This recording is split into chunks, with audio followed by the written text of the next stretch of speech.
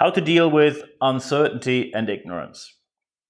We all know that we live in uncertain times. However, what does ignorance mean? How can you see when your leaders act ignorantly or when they have a certain fable for just putting ignorance forward to probably your employees? And I'm just going to give you a couple of examples of the last weeks, and then we're going to look into what happened, how can we do better, what is the problem here, and how can we evolve into a better leadership culture.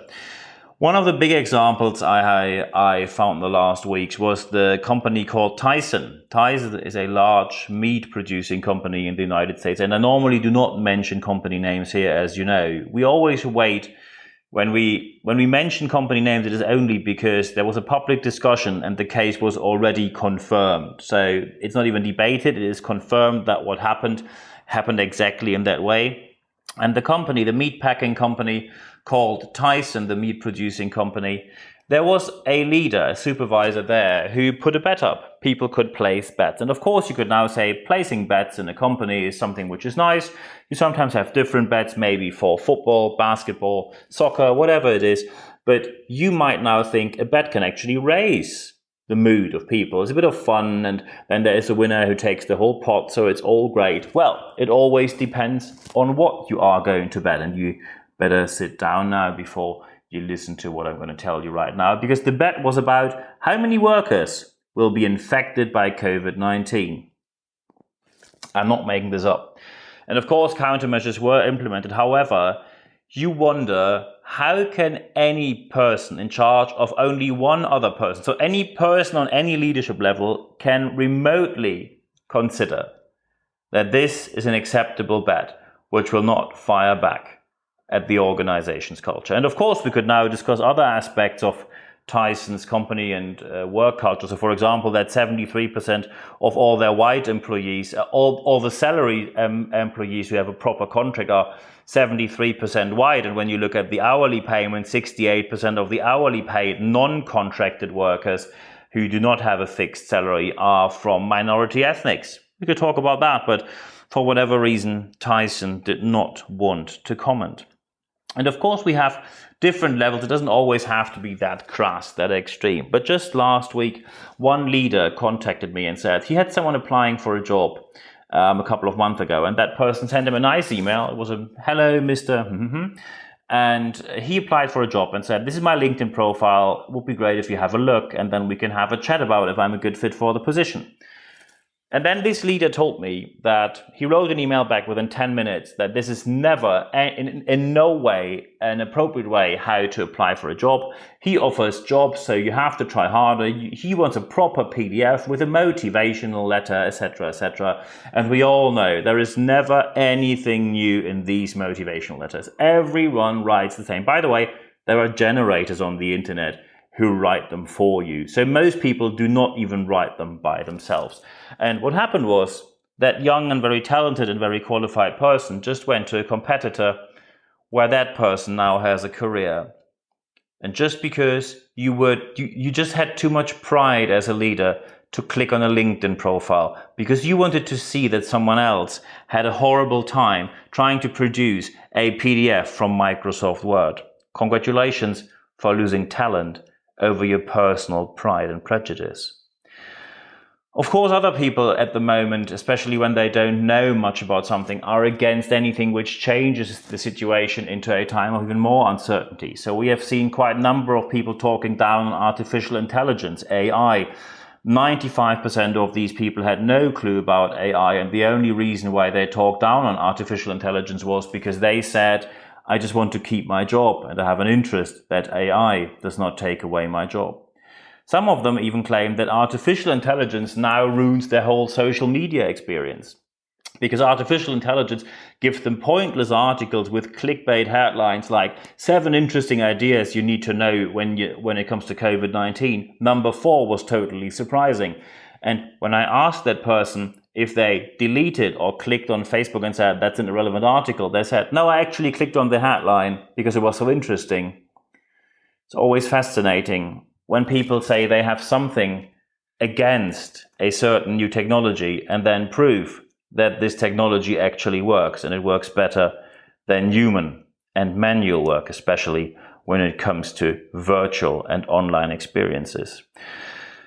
So, of course, we have other aspects where people simply know, oh, I didn't know that. Maybe you heard a phrase. Oh, I didn't know that. I didn't mean anything bad. I didn't know better. Maybe you heard the phrase, I didn't know better. And I didn't know better, of course, doesn't help. I just give you a couple of examples. So, for example, the Norwegian Premier League soccer, for our American listeners, football club, said that they're openly asking for a boycott of World Cup 2022 because so many workers died in due course of building the stadiums in Qatar. I just give you an example. Catapult magazine, a German magazine focusing on social sciences, said if we take all games of the whole World Cup together, all of them, and we do a minute of silence for every worker who died, all games together, from the opening game to the final, would by far not be enough to think of all the people who died to build these stadiums in the middle of the desert.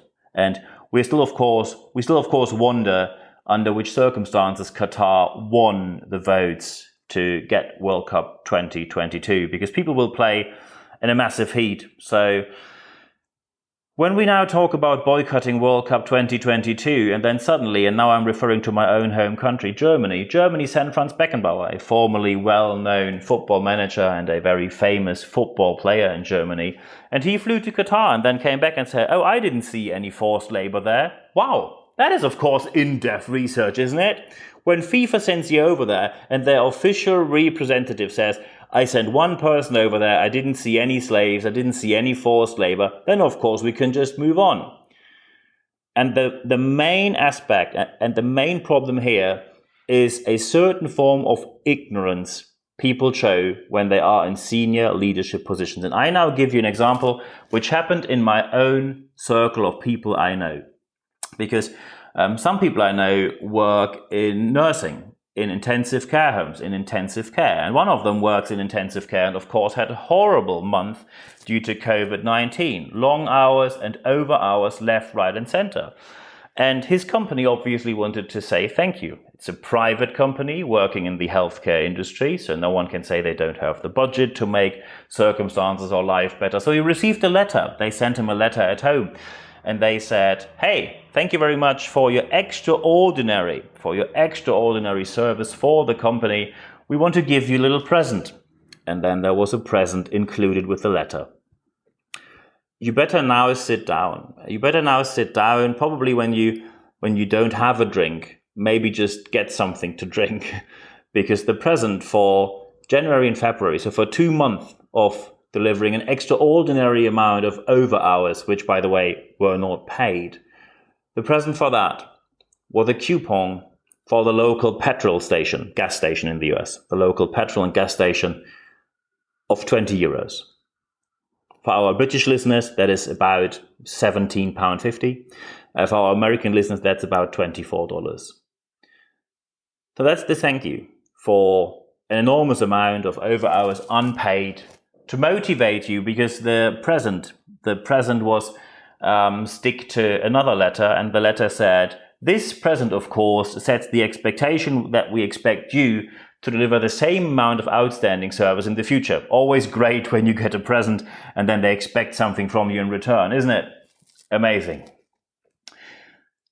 So we are now in a situation where we really have to rethink what is our leadership approach. And of course, we always want to look into the problem, and then we want to talk about how can we do better, because we don't want to have any of these podcasts around here which only complain about everything's bad and have a nice week, because that's not helping anyone. So aspect number one of the problem. Science is always the foundation of everything you do. And when you're a senior leader, you're often specialized in a certain area, and your area might not be communications. So when you are no expert in communication, there are two options. Either you qualify yourself to be an expert in communication, so these hiccups and major errors in this case So these major errors do not happen. Or you get external help and someone communicates you or consults you before you do important communication moments of your organization, which can end up in a major employer brand damage, like in this case. Because of course, when that person saw the 20 euro voucher or coupon for the local petrol station, that of course immediately went on WhatsApp, was sent to absolutely anyone, and these people sent it to other people, etc., etc., etc. So it just went on and on and on. So thousands of people now know it. Most likely, someone will already have put it somewhere on the internet, including the company, including everything. So now everyone knows if you work there and you do 2 months of overhours, then you get a 20 euro coupon as a thank you, with a massive expectation of you doing the same amount of overhours in the future. You can prevent that when you stick to science, and either you qualify yourself, the resources are all available, or you get external help, and that is available as well. Aspect number 2 of the problem, often leaders say, I didn't know any better. And let's face it, I didn't know any better. So first, it doesn't help you because the damage is there. When you say I didn't know any better, the damage is still there. So it doesn't happen anyone. It doesn't help anyone. Also, just think of your own career. When you were, let's say, not a senior leader, you were like a lower leadership position, or you were no leadership position at all. When someone made a major mistake, and then you have one of these crisis meetings, and the person would have told you, I didn't know any better. Would you have said, oh, okay, then that's fine that we do all the work to repair the damage? Of course you didn't. So how did you feel back then? Maybe you felt disappointed. Maybe you felt that they left you disenfranchised with the organization. Maybe you just had the idea that it's now time to move on to work for someone else. And that, of course, will happen to your organization as well. So be sure that I didn't know any better will never help you. And aspect number 3, let's face it. Aspect number 3 of the problem is you know better. You know better, but you simply didn't want to stick to the facts. You simply said, oh, we now have a situation, we have to do something. I really don't want to spend money. I am more focused on the profit of the organization. So let's just give them a small gift. They might be a bit frustrated, but let's face it. You knew that a 20 euro coupon is not going to motivate anyone. And it's basically an insult. Just think of going with someone you really like. One of your beloved ones, someone from your family, two people, you and someone else, a person who is important to you. You go for dinner. And the bill at the end says 99 euros 40, or dollars, or British pound, doesn't matter the currency. So it says 99.40 at the end. And you just put 100 on the table and say, keep the change. What kind of message do you convey? And by the way, the same message was now conveyed to people who work in intensive care, save people's life, left, right, and center, all day long, working shifts of 24 hours or sometimes longer, although they know they're not even allowed to do that. They did it because no one else was still there. And then you say, oh, keep the change. So you think that life-saving is something which should be rewarded with keep the change? Do you think that your workers should keep the change? Do you think that other people in your organization are only worth the change you've left over? Probably not. And especially when we look on your website where you always talk about values, mission, vision, value statements, people see that. And the more often we have these major leadership mistakes, the more people will generalize that all these statements are plain made up lies and no one believes in what the real mission of your organization is except generating profit. So no matter, because this can be changed, of course. When we now looked into the problem, and of course, with seminars or training sessions, you can change leaders because great leaders weren't born. Great leaders learned how to lead. Of course, you can have very good and excellent professional speakers at your events who give you an insight and impulse on how to become better leaders. You can have one-to-one coaching, or you have a mentoring program set up with external help, or maybe you have a longer project to develop the best people out of the people you have, or you just have an interim manager who's going to be there for a certain amount of time. I did all of that in the past, and all of these approaches, of course, are viable options. But you see, you have to do something. But now we want to look into what is it that we can do better? So aspect number 1, critical communication always needs more than just you. When you communicate something, never decide that on your own, because it will go wrong. Maybe not the first time, maybe not the second time, maybe not the first 10 times or the first 100 times, but it will go wrong. And one major mistake, which ends up on the internet, will cause serious damage to your whole organization. It will cost you probably hundreds of thousands of euros when you're a larger organization to repair the damage to your organization and to your employer's brand. And when you have more people looking on your communication approach, don't only have the same or similar people like you looking on it. When you are working on board level and 5 people on board level are looking on a certain communication approach, something you want to publish, when you work on board level, you have a high income, you have a reasonably secure job. When they want to get rid of you, they have to normally give you a reasonable amount of money to get you out of the contract. So you are financially doing well. It simply means that you're basically all in a very comfortable position. And many in your organization at the moment are not. So when you, from a very comfortable position, suddenly communicate, you of course miss out on certain aspects of life, because these moments of life are not part of your life reality. And I just give you 2 moments in my life where I realized sometimes you just don't think of something because it's not part of your life reality. A couple of years ago, I gave a seminar in the construction industry, and they had one question where they said, how can we deliver online classes when people don't speak our language? And I told them, look, you can use this certain software together with Microsoft PowerPoint, and then you can speak in the you could speak in the German language or in the English language, and they have it translated into any other language. You can just click here, and then they can read what you just said. It's basically a simultaneous translator. And then they said, Niels, Mr. Brabandt, Niels, this is not a solution. And I asked, why not? And they said, well, so they don't speak German and they don't speak English. And then I said, yeah, that's why we have the translation at the bottom of the screen and they can read it there. And then they said, these people can't read. And how could I miss out on that aspect? I can tell you why. Because I don't think that I have anyone in my circle of friends, contacts, family, acquaintances, even if I go the furthest out to people I remotely know, I cannot think of a single person I really know or I remotely know who's not able to read.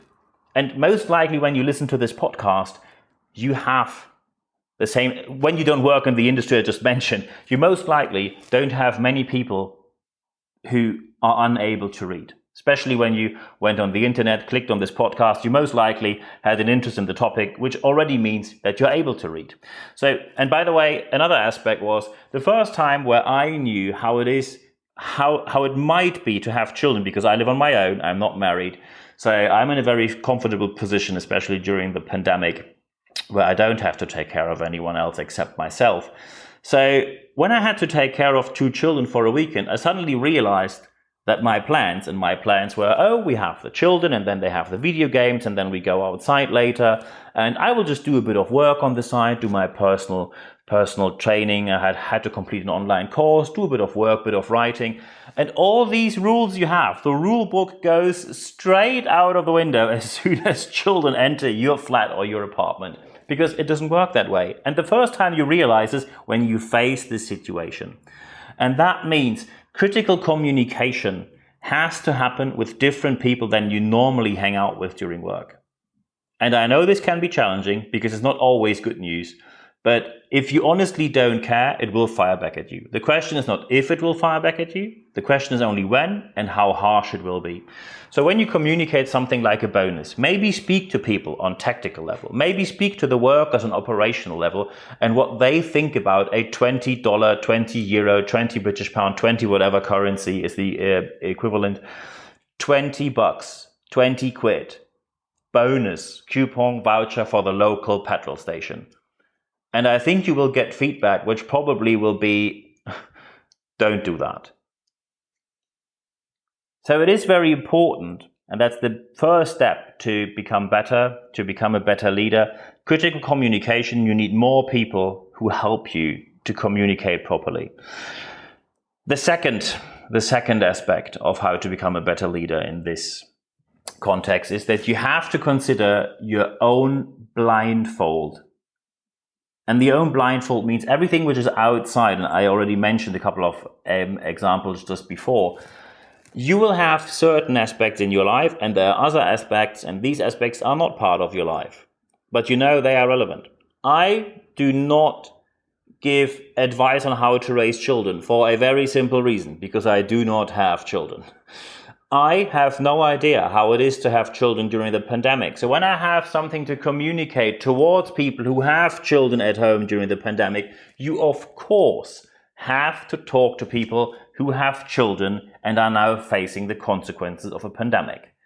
So always consider your own inabilities first, because when you see your own inabilities, and that, by the way, that is proper ignorance.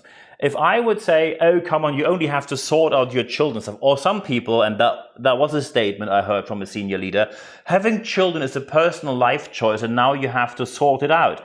That is plain ignorance. So the same ignorance you sometimes perceive from others, you communicate just in a different context. So always see your own blindfold first. Always see your own inabilities first, because the longer you do something very well, you do it in a certain way, and that means that you don't see the other ways it could be done. And when you then come to a situation where you want to communicate a certain result, a certain action, or in this case, a certain bonus, it can easily go wrong. A major German airline, and one of my friends works there, he's a senior leading purser there. They had to save money because they said, we now have very cheap competition, so we have to save money. And so they told people, don't give away too much alcohol for free, just be a bit more careful how many magazines you give away, just be a bit more careful what on board of a plane in business and first class you give away. So they did, and they saved 1 billion euros. So they received a letter sent to their homes where the CEO said thank you to them. And the thank you letter, by the way, that is something which is very nice, included a certain present. And the present was a 10 euro coupon from a very well-known coffee producing company, coffee shop. You all know that coffee brand. Probably you already know who I'm talking about. Many people get their coffee from there in the morning. So, and of course, after you saved 1 billion euros, and immediately, just 3 days later, it was leaked that they didn't even buy these coupons, they got it sponsored from the other company. So they didn't actually spend a single penny. They said, thank you for saving 1 billion, here's a tenner. And of course, now some people might think, and now we come to the third aspect of how to do it better, some people now think, so what's better, do nothing? Well, in this case, yes. Don't double down, don't double confirm. Don't double communicate your errors and pretend you've done something right. Because immediately after, of course, the frustration came up and people in the organization said, how do you dare to give us a 20 euro coupon for 2 months of overhours? Oh, by the way, when you only do the numbers game, let's just face, people are working 40 hours a week. And they said it's an extraordinary amount of service they delivered. And I now only calculate they did 10% more hours. Most likely they did a lot more. So that's 16 overhours unpaid per month. 2 months is 32. So let's just say they had 30 overhours or 25. No matter how you do the numbers game, you value every unpaid overhour with less than 1 euro. So the first idea of doing that already is completely and utterly wrong. And then don't communicate like they did, because they did, so what do you think is better? Next time we're not going to give you anything. It's all your fault when you complain. So when you're also ungrateful, we're not going to give you anything in the future. And surprise, surprise, suddenly 21 people now handed in their notice.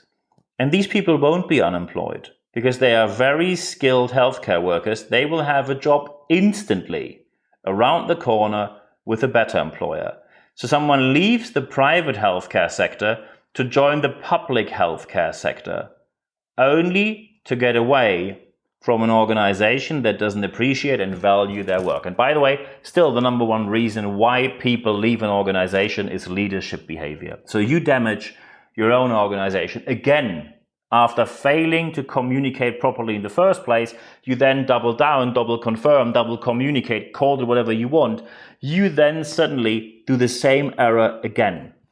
What you should do is, you should address that you've done something wrong and then you should apologize. And then the best thing, of course, is to do it better and give them a real present. Talk to people. What is it that motivates people? And by the way, it got even worse because some people, of course, said, thank you very much for sending me a coupon or a voucher of 20 euros for the local petrol station. By the way, I live in a large city here. I don't even own a car. So what shall I do with that?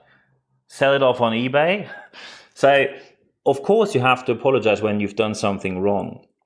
And then you should do it better and next time think it through a bit more. This time we're going to have a fourth aspect of how to do it better. I know that it's very hard in these times to make a proper decision because suddenly now people think, okay, maybe it's better to not decide at all. Maybe it's just the time where we should just do our work and keep silent. That is, of course, one option, but it's never going well. It's going to explode. The question is only when it's going to explode because you have to make a decision and a real decision. I give you an example what a, let's say, not great decision looks like. A couple of years ago, I was sitting with a senior leader in a room. We had a one-to-one coaching session. And someone knocked on the door and that senior leader asked me, is it okay when the person comes in? And of course I said yes. And the person came in and said, look, there's an issue.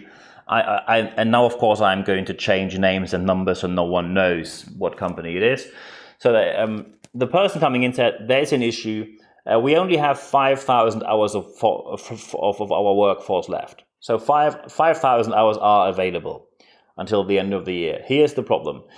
Project A needs more than 3,000 hours, 3,500, and Project B needs 2,400 hours. So there is no chance we can get the project finished on time.